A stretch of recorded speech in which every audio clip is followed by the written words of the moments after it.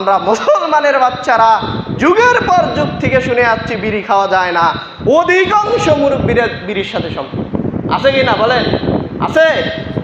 অথচ তার দাদা, তার দাদা, তার বাপ যুগের পর যুগ, শতাব্দীর পর শতাব্দী আলেম ওলামারা বলে আসতেছে বিড়ি খাওয়া যাবে না, তামাক খাওয়া যাবে না, জর্দা খাওয়া যাবে না, হিরোইন খাওয়া যাবে না, ইয়াবা খাওয়া যাবে না। এই মুসলমানের বাচ্চারাই এখন এগুলো খাচ্ছে। আজকে এই মুসলমানের বাচ্চারাই এই মাদক আসক্তি হওয়ার পরে এই রামেশ্বর মতো ছোট ছোট বাচ্চাদেরকে ধর্ষণ করতেছে। এগুলো আপনার ছেলে, আমার ছেলে। এত সাহস তারা কোত্থেকে পায়? তাদের মাথার বিকৃতি, মাথার টেম্পোরারি তারা নষ্ট হয়ে গিয়েছে এই মাদক আসক্তি হওয়ার পরে।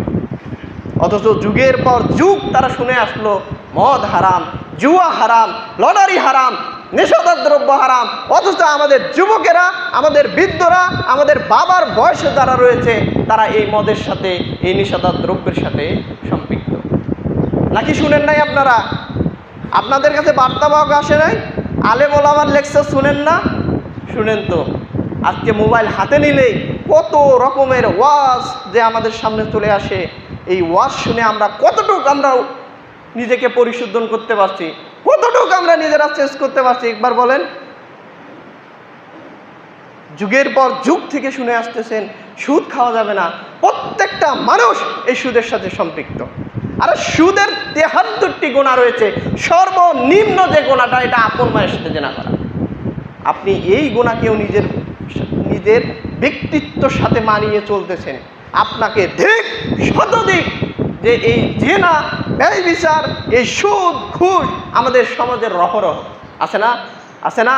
এটা কে করছে? হিন্দু করছে, খ্রিস্টান করছে, পত্তলিক করছে, কে করছে? আমরা মুসলমানেরা করছে। আমরা জেনে বুঝে কোরআনের বিধান, হাদিসের বিধান জেনে আমরা এই সুদের সাথে সম্পৃক্ত আছি কি না? আছি। আর সাহাবীরা কি শুনলেন? মদ হারাম, সঙ্গে সঙ্গে ফেলে দিলেন। তাদের তাকওয়া আর আমাদের তাকওয়া দেখছেন? তাদের আল্লাহর ভয়, আমাদের আল্লাহর ভয় দেখছেন?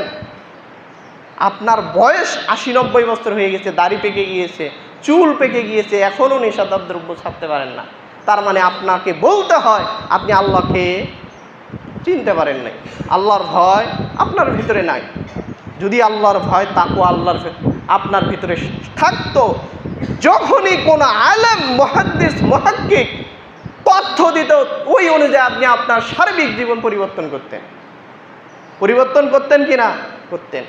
ওই যে আল্লাহর ভয় নাই, সেজন্যই তো আল্লাহ বলছেন ইয়া আইয়ুহাল্লাযীনা আমানুত্তাকুল্লাহ হাক্কা তুকাতিহি ওয়া লা তামুতুন্না ইল্লা ওয়া আনতুম মুসলিমুন।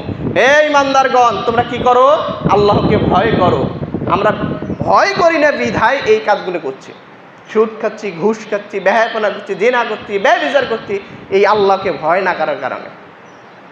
ওই সময় সালাফরা, ঘটনা বলতে হয়, ওমরের শাসন আমলে সালাফরা ঘরের আবদ্ধ রুমে এক মেয়ে বলতেছিল মা এই দুধে, তার মা বলতেছে মেয়ে তুমি এই দুধের মধ্যে জল মিশিয়ে বাজারে বিক্রি করো। আর ওই মেয়ে বলতেছে ইত্তাকুল্লাহ, আমি আল্লাহকে ভয় করি, আমি এই কাজ করতে পারবো না। আল্লাহু আকবার। ওমর রাদিয়াল্লাহু আনহু তিনি শুনলেন এই ঘর থেকে এই আওয়াজ আসতেছে, তারপরের দিন তার ছেলেকে দিয়ে বিবাহের প্রস্তাব পাঠাইছে ওই মেয়েকে। তার মানে ওই সময় তাদেরকে অগ্রাধিকার দেওয়া হতো কার ভেতরে আল্লাহর ভয় আছে, তাকওয়া আছে, আল্লাহ ভীতি আছে, তাকেই তারা সম্মানিত করত, তাকেই তাদের পুরস্কৃত করত। আজকের সমাজে সম্মান পায় কে? চোর, বাটপার, বেহায়াপনা যেগুলোর মধ্যে লোক আছে, ওই লোকগুলো। সম্মান কোরআন হাদিস দিয়ে দিতে হবে, ব্যক্তিত্ব দিয়ে দেওয়া যাবে না। মানুষের টাকা আসছে এই জন্যই সম্মান দিবেন, বিষয়টা এরকম না। আল্লাহকে কে কতটুকু ভয় করতে পারে এর ভিত্তিতে সে সম্মান প্রাপ্য। বুঝতে পারছেন সাহাবীরা কীরকম আল্লাহকে ভয় করেছেন, আর আমরা কীরকম আল্লাহকে ভয় করতে পারছি? নিজের বিবেককে, নিজের ইনসাফকে একবার প্রশ্ন করুন। আপনি কি আদৌ আল্লাহ সুবহানাহু ওয়া তাআলাকে ভয় করতে পারছেন? আদৌ পারছেন?